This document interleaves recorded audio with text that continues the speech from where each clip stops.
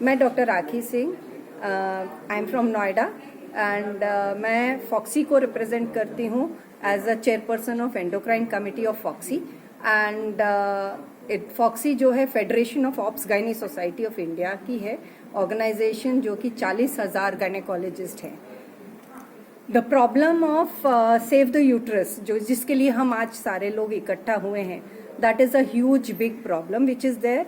और ये problem came into highlight of 2013 से ये प्रॉब्लम चल रही थी जो कि नज़र में आई है एंड इसके प्रॉब्लम की वजह से जो है सुप्रीम कोर्ट ने गाइडलाइन और नीति आयोग ने मिल करके ministry of health and family welfare ने गाइडलाइन निकाला है एंड जिसमें कि every hysterectomy has to be highlighted and told and reported to the government, let it be below 40, let it be above 40, चाहे 40 साल से नीचे हो या 40 साल से ऊपर हो, हर हिस्टेक्टमी को रिपोर्ट करना जरूरी है। Apart from reporting the hysterectomy, जो आपकी हिस्टेक्टमी में क्यों हुआ वो जरूरी है। क्यों हुआ उसके अलावा ये इम्पॉर्टेंट है कि आपने जो हिस्टेक्टमी किया उसके पहले कोई मेडिकल ट्रीटमेंट दिया है और किसने किया है, क्या गायनेकोलॉजिस्ट ने किया है या सर्जन ने किया है।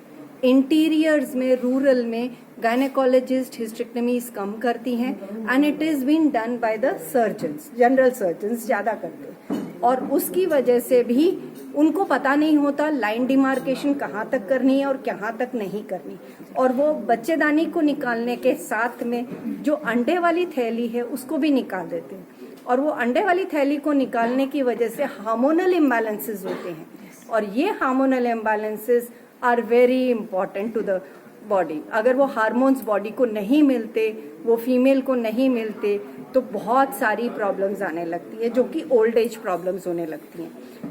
लाइक एग्जाम्पल दूं तो जैसे बच्चेदानी का माहवारी बंद होने पे, मेनोपॉज होने के बाद में प्रॉब्लम्स होती हैं, कार्डियोवैस्कुलर डिजीजेस इंक्रीज होती हैं। उसके अलावा बोन हेल्थ जो कि हड्डी टूटती है फीमेल्स में और मेल्स में because of the oestrogen hormone being deficient, हड्डियाँ टूटती वो जल्दी आने लगेंगी। उसके बाद में the urine problems would start, bowel problem जो कि लेट्रिन की प्रॉब्लम है वो भी स्टार्ट होती है, जल्दी जल्दी पेशाब भी आने लगता है, ये सारी प्रॉब्लम आने लगती। स्किन जो है ओल्ड दिखने लगती है because oestrogen is a glow hormone, वो भी निकाल दिया तो आपका वो प्रॉब्लम भी आने लगती है। सो पूरी प्रॉब्लम्स आने लगेंगी और हॉट फ्लशेस आएंगे, डिप्रेशन होगा, न्यूरोलॉजिकल प्रॉब्लम्स आएंगे, नर्वसनेस आएगा, इरिटेबिलिटी आएगी, सेक्सुअल लाइफ ऑल्सो हैम्पर्स, सारी प्रॉब्लम्स बहुत सारी आने लगती हैं। टिप पे बात करें, we have to educate all the rural area and the urban area, general public को एजुकेट करना जरूरी है कि बच्चेदानी क्यों नहीं निकालनी, उसका एजुकेशन होना जरूरी है। रूरल में, इंटीरियर्स में हर किसी के दिमाग में होता है कि बच्चेदानी का काम खाली बच्चा पैदा करने का है, बच्चा पैदा हो गया तो उसको निकाल दो, जबकि वो नहीं है, उसके और भी ज्यादा फंक्शंस होते हैं, डिलीवरी के बाद में भी काम आता है। गर्ल्स को तकलीफ हो रही है तो उन्हें रिपीटेड चेकअप के लिए लाया जाए। फैमिलीज में ये सोचा जाता है एक बार आओ उसको बाहर निकाल दो, बात खत्म हो, हमें बार बार नहीं आना पड़े। ये गलत सोच है, ये सोच ही बदलनी पड़ेगी ग्रास रूट लेवल से, जो कि कभी डॉक्टर पेशेंट के पास नहीं जाता, पेशेंट डिमांड क्रिएट करके डॉक्टर के पास आता है। ये गलत भावना है कि भाई डॉक्टर करता है डिमांड, अगर एक डॉक्टर नहीं करेगा पेशेंट दूसरे के पास जाएगा। करेक्ट बोल रही हूँ मैं तो, बट सोच बदलनी पड़ेगी हर किसी को कि भी importance of the uterus has to be explain. तो we need to educate our head of the families, we need to educate the panchayats, we need to educate at the public forum levels, जहाँ जहाँ पे भी है हर किसी को education की जरूरत है कि क्यों नहीं निकालनी, ये चीज समझाने की जरूरत है। एक बार नहीं निकालने की समझ आ जाती है, और females are not the head of the family, female decisions नहीं लेती इंडिया में, ज्यादातर मेल्स लेते हैं and every male has to be made to understand कि कितना ओके है माहवारी और कितना उससे ज़्यादा प्रॉब्लम है, और 3 बार आना पड़ता है तो आना चाहिए।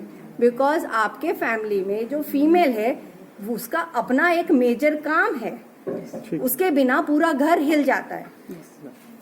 तो अगर फीमेल हेल्दी होगी तो पूरा फैमिली अच्छा रहेगा। तो that is important to make them understand.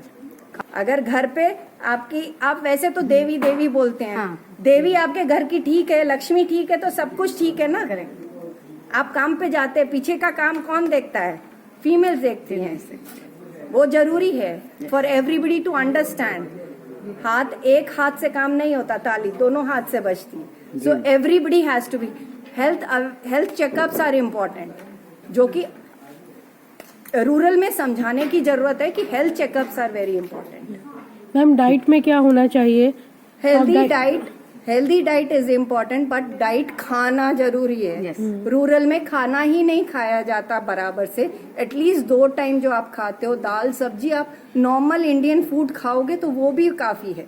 हरी सब्जियां रूरल में बहुत अवेलेबल है, पर वो खाओगे तो मिलेगा ना। आपकी एडिक्वेट डाइट रहेगी तो, और माहवारी ज्यादा आएगी, एनीमिया होगा। अगर आप टाइमली जाओगे तो एनीमिया नहीं होगा ना, जिसकी वजह से प्रॉब्लम्स हैं, वो प्रॉब्लम्स नहीं होंगे। Okay ma'am, thank you so much. Thank you.